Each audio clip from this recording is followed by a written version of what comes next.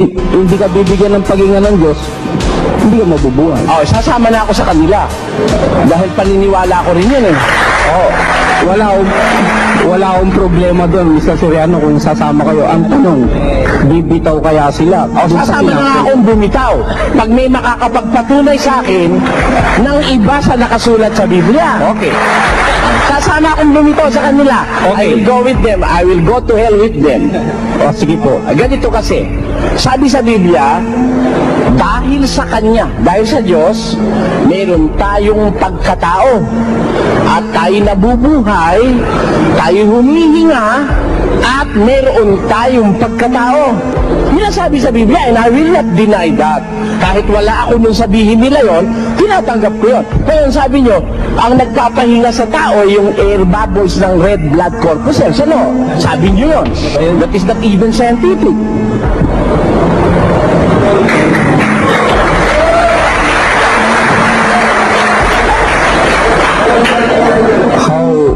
Will you please explain, Mr. Soriano, explain what science says or medical science says about the air bubbles and it is not scientific? Unang-una sa inyo nang galing yun, na ang nagpapahinga sa tao, yung air bubbles na dala-dala ng red blood corpuscles. Ang totoo, without the iron in the red blood corpuscles, hindi ka rin makakahinga.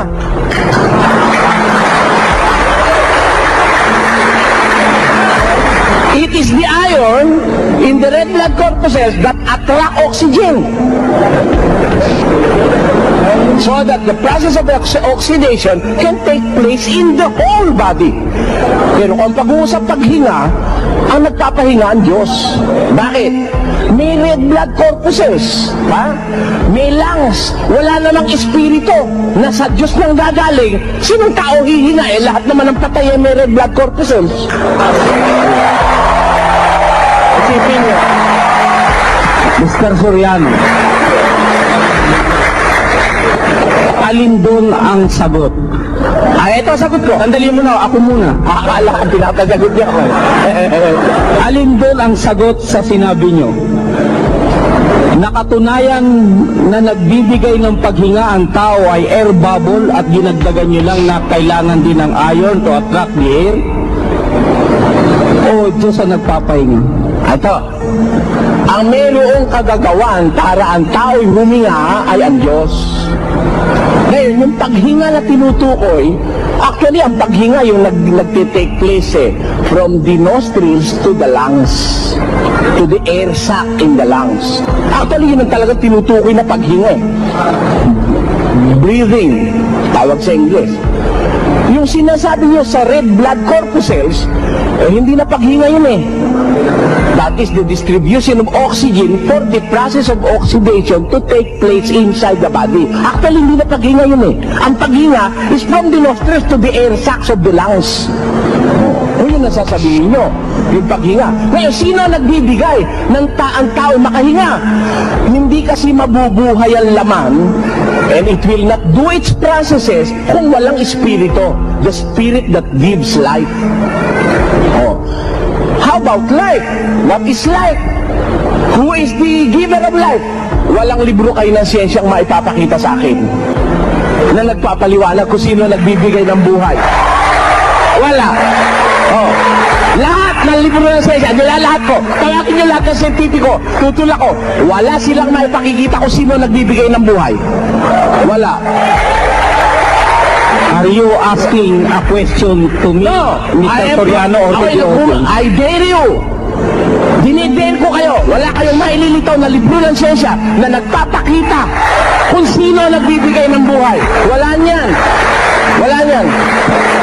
Okay, I will Ako meron sa Biblia. Sabi sa Biblia, sa 63 ng 1, ang Espiritu ang bumubuhay. Sabi sa Biblia. Yun ang wala sa siyensya eh. Okay, I will answer. Pero nakalimutan na natin yung tanong ko. Ngayon, dahil sa audience din ako, I consider myself as an audience, I will give an answer to your question, Mr. Soriano.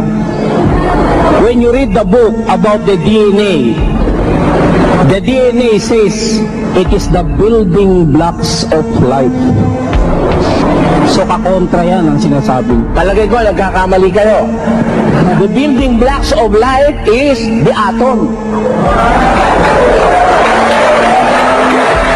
Okay. Dadagdagan ko kayo, Mr. Senado. Sige. Okay, ha? Lumalabas ito, nagbibigay lang tayo kung ano-ano ang ating mga tinatawag. Okay, Hindi naman masama it is yan. atom to me. Pag pinag-usapan natin ang atomo, there is no more such thing as living or non-living, organic or non-organic, dead or alive, patay o buhay.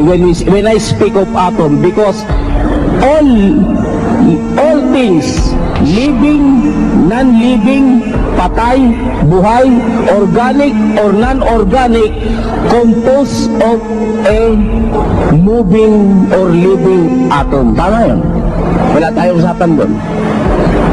Therefore, you are admitting that the real building block of life is the atom.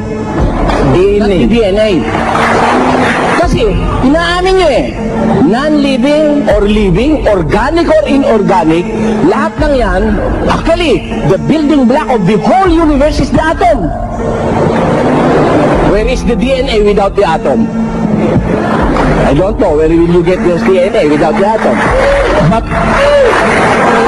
But Mr. Soriano, if God only add that word to all his messengers in the Bible, maybe I don't need What word do you want? You mean?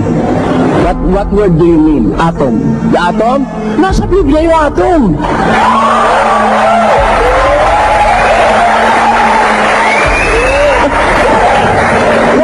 Nasa Biblia.